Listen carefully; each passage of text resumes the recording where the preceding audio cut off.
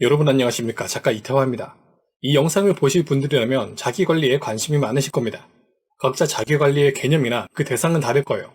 목표, 시간, 업무, 건강, 기록, 몸무게, 돈, 기분, 감정 다양한 게 있을 겁니다. 어쨌든 자기관리라는 이름으로 여러 관리를 하실 거예요. 그건 그것대로 하시면 됩니다. 다만 진짜 자기다운 삶을 살고 싶으시다면 한 번쯤 정보관리도 생각해 보셨으면 좋겠습니다. 점점 더 그 중요성이 높아지고 있거든요. 조금만 정신줄을 놓아도 정보 중독 상태에 빠지기 쉬운 그런 시스템 안에 살고 있기 때문입니다. 그리고 그렇게 얻은 정보들이 곧 한 사람의 삶을 결정하기도 쉽고요. 누구나 알고 있습니다. 지금 우리들은 마음만 먹으면 24시간 어딘가에 연결될 수 있는 시대를 살고 있습니다. 온라인 네트워크를 통해서 말이죠. 컴퓨터, TV, 스마트폰, 태블릿, 여기에 사물 인터넷이 적용되는 모든 전자기기들까지, 심지어 인체에 칩을 삽입하는 그런 시도도 이뤄지고 있습니다. 이를 통해서 언제 어디서든 새로운 정보를 받을 수 있습니다. 꼭 온라인만 생각할 필요는 없어요. 오프라인에서도 마찬가지입니다. 책, 잡지, 신문 등의 활자 매체는 물론이고 거리를 오가면서 보는 각종 광고 선전물들, 계속 머릿속을 맴돌면서 흥얼거리게 만드는 그런 음악들도 모두 다 정보입니다. 정보를 담을 수 있는 매체도 다양해졌고 그 매체들에서 업데이트되는 정보 역시 기하급수적으로 늘어났습니다. 그리고 우리는 말도 제대로 하지 못하는 그런 어린 시절부터 이런 정보 노출에 익숙해졌죠. 잠들기 전에 비몽사몽한 상태에서도 TV, 인터넷을 통해서 정보를 받아들이고 있고 아침에 일어나서 두뇌가 가장 안정된 상태에서도 곧바로 스마트폰을 켜서 각종 정보를 받아들입니다. 지금 제가 하는 말들이 꽤 지루하실 가능성이 높아요. 너무 익숙하고 당연한 이야기니까요. 그렇게 별거 아니라고 생각할 수도 있습니다. 하지만 사실은 그렇지 않습니다. 이렇게 내가 일상에서 받아들이는 그런 정보들은 모두 내 삶에 직간접적인 영향을 주기 때문입니다. 예전에 제가 다른 영상에서 우주는 정보와 에너지라는 이야기를 한 적이 있습니다. 내 몸과 우리 삶 자체가 진동하는 에너지의 표현이고 정보는 그런 에너지의 움직임을 설계하고 지시합니다. 어떤 분들에게는 이 말이 너무 거창하게 들릴 수 있는데 관심 있는 분들은 해당 영상을 보시고 지금은 일단 이 관점을 쉽게 풀어서 우리 일상에 적용해 보도록 하겠습니다. 내가 일상에서 받은 정보들은 실제로 에너지의 변화를 만들어냅니다. 귀여운 아기나 동물의 영상을 보면 어떤가요? 기분이 좋아지죠. 이건 관련 호르몬이 분비되고 감정 상태가 달라지는 겁니다. 어떤 노래는 하루 종일 머릿속에 맴돌죠. 그 안에 담긴 멜로디와 가사가 뇌리에 박히고 그 노래와 연관된 어떤 장면이나 느낌은 해당 신경망을 더욱 촘촘하게 만듭니다. 이렇게 별거 아니라고 생각한 정보들도 모두 내 생각, 감정에 직간접적인 영향을 주고 있습니다. 이게 반복되면 신념이나 잠재의식에까지 영향을 끼치고요. 일종의 체면 효과와 유사합니다. 나아가 실제 몸과 외부 현실에도 영향을 주고 있고요. 고정관념, 신념, 사상, 문화적 배경, 사회적 규칙, 상식, 밈, 집단의식 이런 말들이 있죠. 생각해보면 이런 것들도 모두 다 정보입니다. 그리고 이런 정보들이 모여서 하나의 운영체계를 만들고 우리 모두 각자의 운영체계를 탑재한 채 살아가고 있습니다. 이 사실 자체는 그냥 하나의 사실일 뿐입니다. 갈수록 정보의 접근성이 높아진다는 것도 하나의 사실일 뿐이죠.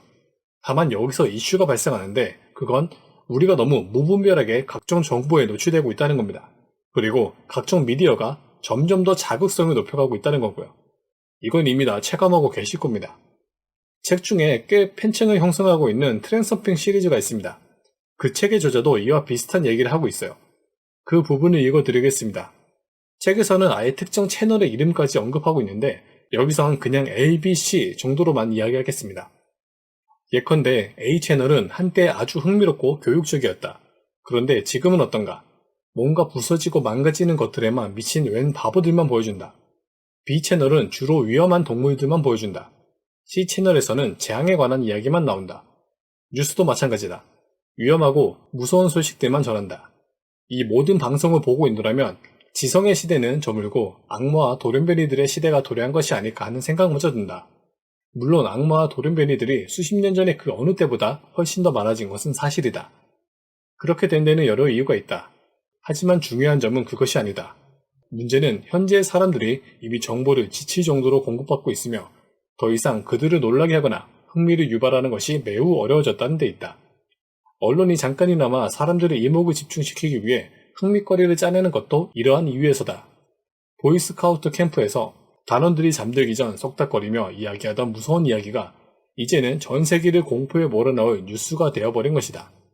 유감스럽게도 이 모든 것은 현실적인 재앙의 공격성과 가능성을 증폭하기만 할 뿐이다. 집단의 꿈은 그에 맞는 현실을 만들기 때문이다. 이와 같이 인공 시스템은 우리 시대에 새로운 현상을 만들었다. 바로 정보 중독이다. 하지만 이 또한 극히 일부에 지나지 않는다. 자, 책의 내용은 책의 내용이고 어쨌든 핵심은 한 번쯤 내가 일상에서 접하는 정보를 유심히 관찰해 보는 겁니다. 주로 어떤 내용을 담고 있나요? 그 중에서 무의식적으로 무분별하게 받아들이고 있는 정보들은 무엇인가요? 자주 보는 채널에선 어떤 정보를 반복적으로 보내고 있나요? 습관적으로 보고 있는 SNS에선 어떤 정보들이 넘쳐나고 있나요? 그런 정보들에 노출되는 순간 나는 어떤 생각을 하고 있나요? 어떤 감정이 올라오고 내 상태에는 어떤 변화가 생기나요? 그리고 결국엔 어떤 행동으로 이어지나요? 그저 멍하니 또 다른 뉴스와 컨텐츠를 소비하고 있나요? 아니면 정보가 시키는 대로 움직이고 있나요? 제가 이렇게 말씀드린다고 모든 정보를 차단하라는 건 당연히 아닙니다. 지금 이 영상조차도 정보 덩어리니까요. 제 경우에는 TV는 아예 없습니다. 대신 블로그와 유튜브, 각종 SNS를 사용하고 있어요. 그것도 꽤 많이 말입니다. 그만큼 다양한 정보들에 노출돼 있습니다. 중요한 건 이들을 사용하되 그저 멍하니 주는 대로 소비만 하는 게 아니라 의식적으로, 주체적으로 사용하는 겁니다. 나에게 노출되는 정보를 비판적으로 바라보기도 하고 뉴스피드를 통해서 먹이 주듯이 피딩되는 그런 정보만 볼 게 아니라 스스로 질문도 던지고 능동적으로 검색해 보기도 하는 거죠. 스스로 기준을 세우고 선별할 필요도 있습니다.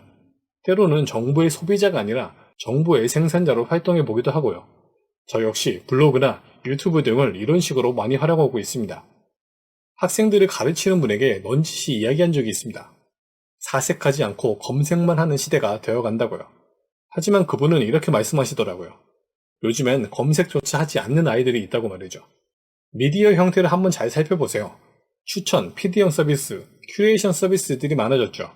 여기에 익숙해지면서 정보를 다루는 방식 자체가 달라진 겁니다. 스스로 질문을 던지고 답을 내보는 과정도, 남들은 어떤 답을 내놓는지 살펴보는 검색도 모두 포기한 채 그냥 이게 답이니 이걸 봐라 라는 식의 익숙해지는 거죠. 만약 맞춤형 서비스의 틀에 갇힐 경우에는 어떤 위험이 있을까요? 계속 같은 관점이나 사상만 갖게 될 가능성이 있습니다. 맞춤형 서비스가 제시하는 그대로 말이죠. 기술의 발전과 함께 점점 더 정보의 습득과 활용이 쉬워지고 있습니다. 아주 고마운 일이에요. 중요한 건 이들에 휩쓸려가는 게 아니라 주체적으로 활용하는 겁니다. 그러기 위해선 한 번쯤 시간을 내서 관찰해 보실 필요가 있습니다. 필요하다면 환경을 새롭게 설정할 수도 있어요. 예를 들어서 내가 바라는 삶의 모습이 있다면 이미 그런 삶을 살고 있는 사람들의 계정을 팔로우하는 겁니다. 공부하고 있는 분야가 있다면 그 분야와 관련된 정보들을 제공하는 그런 채널들 위주로 구독해 놓으세요. 메일링 서비스나 잡지 등을 통해서 관심 분야의 최신 정보를 주기적으로 받아보는 것도 좋습니다. 인간관계 역시도 중요한 정보의 소스입니다. 공부 모임이나 커뮤니티에 가입해서 새로운 사람들을 만나보는 것도 좋습니다. 꼭 이런 정보들을 다 소화하려고 애쓰기보다는 일단 최대한 접점을 늘려서 자연스럽게 나에게 스며들도록 하는 겁니다. 반대로 계속 내 시간을 소비하게 하는데 막상 나에게 남는 게 없구나, 오히려 좋지 않은 영향을 끼친다면 그런 정보들은 적절히 조치를 취하고 거리를 두는 게 좋습니다. 그리고 기본적으로 하루에 어느 정도의 시간을 할애해서 이땐 각종 기기들을 멀리하고 알림도 꺼둔 채 휴식하는 시간을 갖는 것도 좋습니다. 유익한 정보와 유익하지 않은 정보들을 선별하는 걸 넘어서 아예 외부의 정보 자체에서 스스로를 쉽게 만들어주는 거죠. 재밌는 건 이런 시간을 가질 때 오히려 내면으로부터 얻는 정보들이 있다는 겁니다. 직관이나 영감, 내면의 끌림 등 말이죠. 다들 자기관리에 관심이 많으실 겁니다. 이미 많은 것들을 하고 계실 거예요. 다만 한 번쯤 내가 접하고 다루고 있는 그런 정보를 한번 관리해 보셨으면 합니다. 내 성장과 행복한 삶에 어떤 영향을 주고 있는지 한번 점검해 보시고요. 더 나아가서 나는 과연 나다운 삶을 살고 있는 건지, 무분별하게 습득한 정보들이 지시하는 대로 그대로 생각하고 살아가고 있는 건지 그걸 한번 판단해 보시는 것도 좋습니다. 당연히 매 순간 알아차리는 게 제일 좋겠지만 그게 아니더라도 한 번쯤은 시간을 내서 알아차릴 가치가 있습니다. 감사합니다.